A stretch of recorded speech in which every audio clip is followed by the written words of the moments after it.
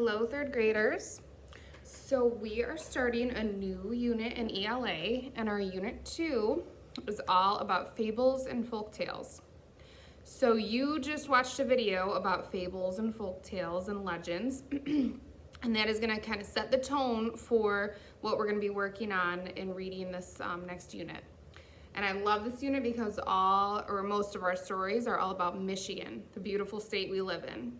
So we're gonna read a lot of legends about Michigan, and we're gonna read a lot of stories to learn about the history of Michigan. So it's a really cool and really interesting unit that I just love to teach. So today I'm gonna read a book to you called The Legend of Michigan, all right? And a legend combines a real event or a real person's unusual life story with exaggerations and heroic acts. So it's taking a real event, but then it is adding a lot of exaggerations. Okay, exaggerations mean when we kind of, not lie, but we expand the truth a little bit. So you're gonna see in this book, there are some things that are not realistic, and that's what legends do.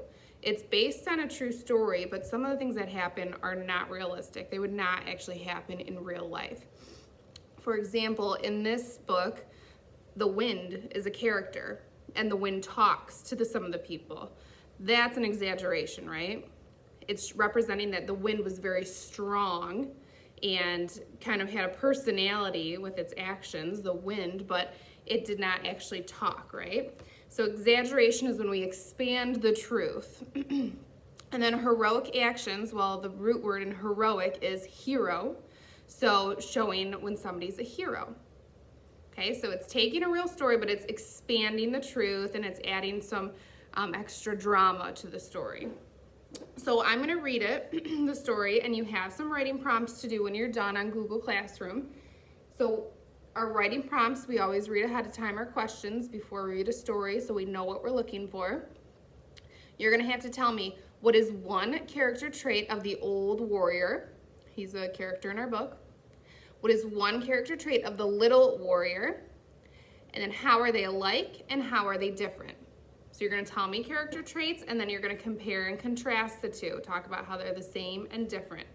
All right, that's what you're looking for as I read The Legend of Michigan.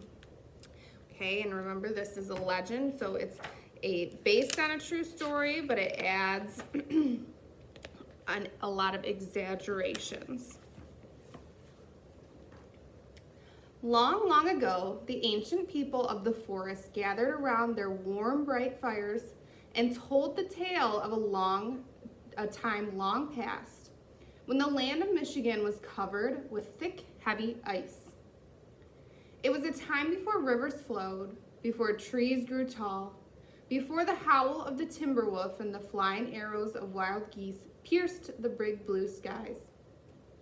It was a time even before the ancient people came to Michigan themselves. They called it the long night of the north wind. So before any of this was in Michigan, and this is what it looked like. So this part is true. There was a time before we had the beautiful trees and water and animals that we have in Michigan when the whole state was covered in ice. A very, very long time ago. But you'll see that it's a bit exaggerated as I read. Nothing stood in the way of the fierce north wind as he howled down from his icy lodge from the north of up north. His cruel gales locked the land of the north in a bitter cold, keeping it all to himself. The east wind, singing softly, brought the sunrise with his gentle breezes, but the north wind howled louder and drowned him out. The west wind, smelling sweetly of prairie grasses, sent a chinook to thaw the ice, but the north wind turned a cold shoulder and sent it back. The south wind, whose steamy eyes were always trained on the north, sent a hot huff and puff now and then, but the north wind stared him down with an icy glare. I am the strongest of all the winds, boasted the north wind. No one can stop me. For those of us in class yesterday, we learned about the north, south, east, and west, our directions, right? So you know where they're coming from. For thousands of years, the north wind stormed over the land of the north, freezing everything in its path until nothing remained but heavy ice miles deep. Its massive weight crushed rocks, scooped out great wide basins, and dug long ravines as it inched ever southward. Winter stayed the whole year round, so nothing could live in Michigan. Now this is true. It was during the Ice Age, which actually happened. But one day the north wind caught the scent of an old man journeying from the land of the east and a young boy traveling from the land of the south. "What? Who dares to approach my domain?" he roared with a gusty rage. But thousands of years is a long time to go without a visitor, so the curious north wind crept to the edge of his ice fields to listen to the two travelers that met on the Old North Way. So these are our characters, the old warrior and the young warrior, or the little warrior. The old warrior spoke first. "Little warrior," he said to the boy as the bitter wind nipped at their heels, "what brings you to this cold and barren place?" The boy addressed the old warrior with respect. "Grandfather," he answered, "the north wind has frozen everything. The fish are locked in ice. The deer have long vanished from our dying forest. My people are cold and hungry and will perish soon. So I've come to ask the north wind to be my brother and share his land of the north as a brother shares." The north wind lifted his snowy brow and scoffed to himself. "A brother? Who needs a little brother?" So the wind was saying that, right? Which we know is an exaggeration because the wind doesn't talk or have a personality, right? "And you, grandfather?" questioned the boy. "How strange to see such an old warrior so far from his fire." For a moment, the old warrior worried that his disguise had failed him, for really he was the Great Spirit, the Gitche Manito, the mighty creator of all. He had come to punish the north wind, but was touched by the boy's words. So the cunning Gitche Manito stooped lower in his fur robe and pretended to shiver from the cold, then spoke in a feeble voice. That means a weak voice. "And that is why I am so glad our trails meet, little warrior. You are young and pure of heart. I am old, but I have the wisdom of many winters. With your good heart and my wisdom, perhaps we can mend the harsh ways of the north wind." Those are some great character traits. Young and pure of heart, and he is old but has much wisdom. So the two journeyed together along the Old North Way towards the place of the tall ice. Snorted the north wind. "They'll never last the night." The north wind doesn't know that he is the great spirit. The old warrior is the great spirit creator of all. When darkness fell, the two camped on a snowy ridge. By now, the boy was very cold. "Grandfather," he shivered, "we have no fire." The Gitche Manito reached inside his fur travel bundle and produced a handful of dry sticks and built a little fire for the boy. "Oh, grandfather, how wise to bring firewood," exclaimed the boy as he clapped his mittened hands. The Gitche Manito smiled back as wisps of smoke curled up into the vast northern night. But the northern wind caught the smell of wood smoke and swooped down, for he had not seen a fire in thousands of years. "What? How dare they light a fire in my domain?" he hissed in jealous anger. I'll show them fire."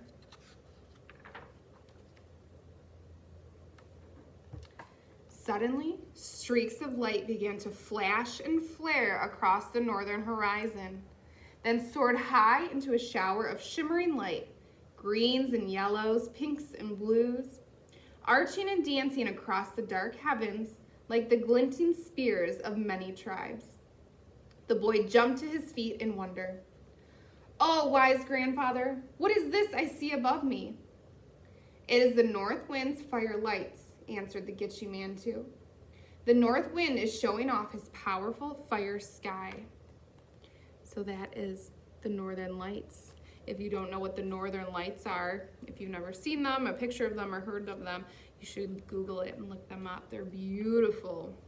And that is true. You can really see the Northern Lights. The boy was drawn to the lights like a magnet. He raced to the highest point on the ridge, spread out his arms, and twirled. "It is the north wind inviting me to dance with him. Surely he wants to be my brother," laughed the boy with an uplifted heart. So the little boy is very positive, right? He's seen the good in things. The north wind was displeased that the boy did not fear his fire sky. No one had danced in his domain for thousands of years, so he sent more and more shimmering spears of light fanning out across the night sky until they nearly surrounded the little warrior. But the boy danced on. The Gitche Manito watched in silence, for he did not trust the north wind. "Tomorrow we reach the place of the tall ice," he mused under his breath. "Then we'll see if the north wind can change his ways."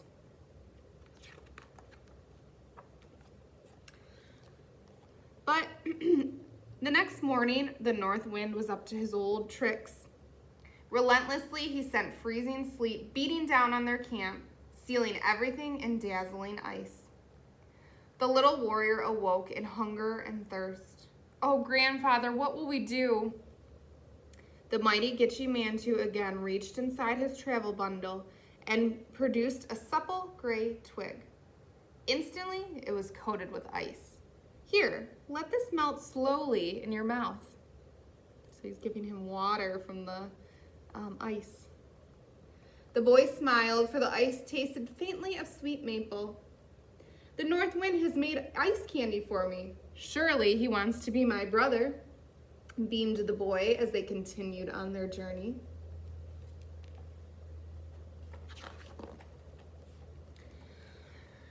This made the north wind furious. So he doubled back on the trail and faced them with a full force gale so frigid that the boy's feet froze like stumps and he struggled to walk. And gale is a really strong wind. "Climb onto my back," said the Gitche Manito. "I will carry you the rest of the way." "Well, then let me give you one of my mittens," offered the boy as he handed the Gitche Manito his left mitten and scrambled up on his back. The Gitche Manito marveled at the mitten's warmth. "Tell me of these mittens, little warrior," asked the Great Spirit as the two journeyed on. "They are double deerskin mittens," began the little warrior. "Many grandmothers before my grandmother made these mittens from the last of the deer hunted by many grandfathers before my grandfather. And when there was no sinew left for repairs," continued the boy, "my grandmother sewed them together with her silver hair. They are the last double deerskin mittens of my people." So his grandma made them. Maybe you're thinking about Michigan. What did we talk about Michigan yesterday? And we are seeing the mittens. The Great Spirit saw the many repairs that made the mittens last down through the ages, and the grandmother's silver hair holding them together one last time. Inside, he felt the giving nature of the gentle deer, the brave spirit of the hunter grandfathers, and the caring hands of the grandmother gatherers. But most of all, he could feel the good heart of the little warrior. Good heart. "I shall favor these people of the little warrior," promised the Great Spirit to himself.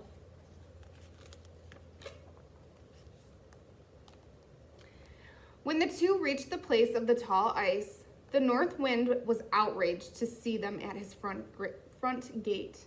He blasted forth such a powerful blizzard that even the Gitche Manito had to squint. So the little warrior shielded the Gitche Manito's eyes with his one mittened hand. When the Gitche Manito raised his own mittened hand to stop against the north wind and demanded, "Stop! It is time for you to share as a brother shares." "What?" bellowed the north wind. "You dare hold up two mere mittens against me?" But the mighty Gitche Manito had made the mittens more powerful, So blow as he might, the north wind could not pierce the double deerskin mittens.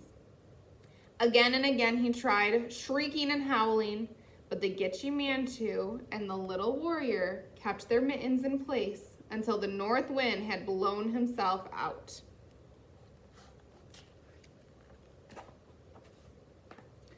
Oh no, gasped the north wind with suspicion as he began to lose his icy grip. The Great Spirit must have a hand in this. Well, who's the Great Spirit? Right? Fearful of losing everything, the north wind began to bargain with the Great Spirit. If I agree to your demand, he sputtered, what do I get in return? For 3 moons each year, your cold winds can rule the land, said the Great Spirit. Only 3 months? That's all I get? Whined the north wind as he grew weaker.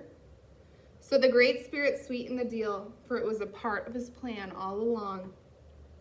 After the south wind has set his last warm puff called Indian summer, your frosty winds can paint the leaves of the trees bright red, deep orange, and golden yellow.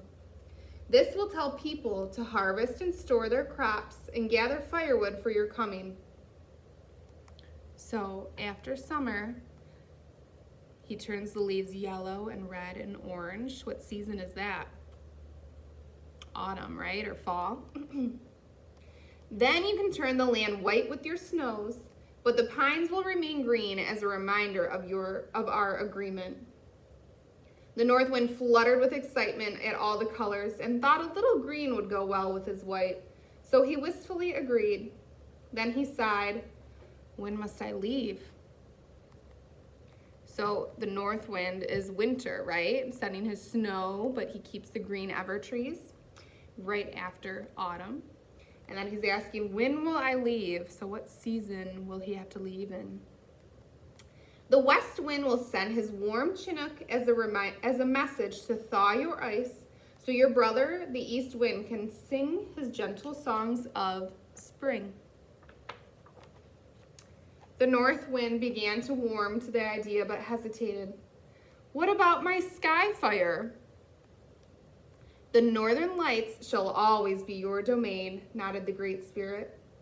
And at night the deer will stop in their browse to admire you. The moose will lift their heads from the rivers, and the timber wolves will serenade you.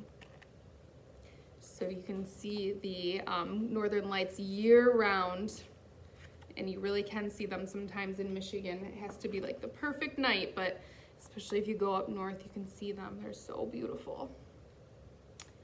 And my people will come from their villages, added the little warrior, to gaze in wonder at your dancing spears of light.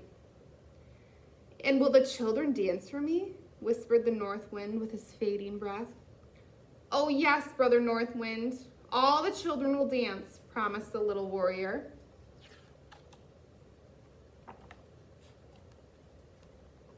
So the north wind agreed to share as a brother shares, and retreated back to his icy lodge, north of up north.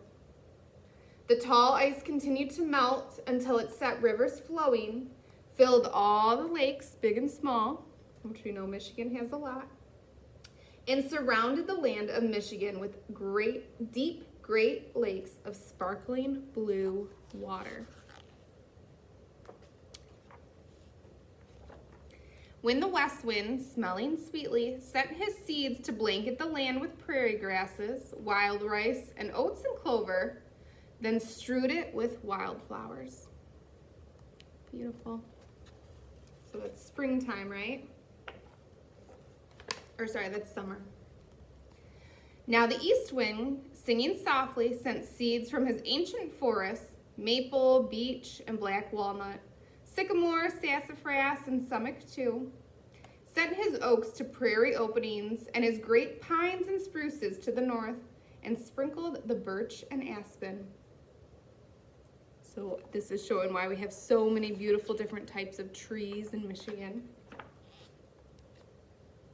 And the south wind with his hot breath sent his fruit trees, plum and cherry, sent the grapevines and wild berries, sent the squash, beans, and pumpkins to the land of Michigan. And the Great Spirit kept his promise, favoring the land of the Great Lakes, favoring this place where the land lies pretty, favoring the land of Michigan.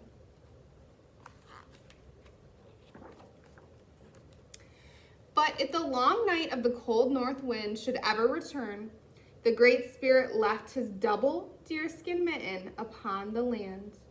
And the little warrior's mitten remains across the top as well, ever shielding the land of Michigan against the cold north.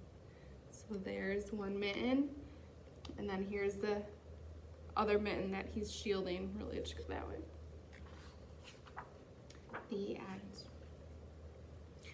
Okay, so there were true aspects of that story, like the Ice Age, and then the north wind retreating back to the north, and it really did leave all the water when the, it carved out land around here, the ice did in the Ice Age, and when it melted into fill in the Great Lakes. That's a true aspect of the story. But our character, like the wind, was an exaggeration, right? Because the wind doesn't talk. So you're gonna go on Google Classroom and you're going to answer your questions about character traits and comparing and contrasting the two characters of the the old warrior and the little warrior. Okay, so you can go ahead to Google Classroom and see your assignment on there, and I look forward to reading your writing.